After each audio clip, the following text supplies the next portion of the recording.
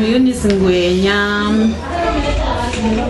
I'm from Zimbabwe. I'm looking after the grandmothers who are looking at orphans like that, community things like that. I've got 18 grandmothers who are looking at orphans.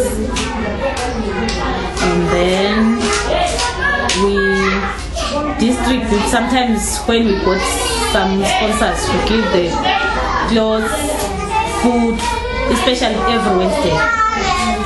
And then especially from the kids from the other countries who are not going to school without papers, you see. And then I got library besides. And then exercise books, pens. This other lady, Rachel, is a white person. She's helping us here. She brings every day, every Sunday, every Wednesday food for them. We cook here, they eat here, they play, they do everything. And then I assist in literacy, homework. And then every month we buy 12.5 for them in Minimid. This lady, not me, I'm working.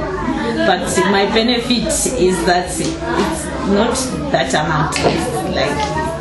It's only that I'm not working. But I was doing this from Zimbabwe because I got some certificates from Zimbabwe.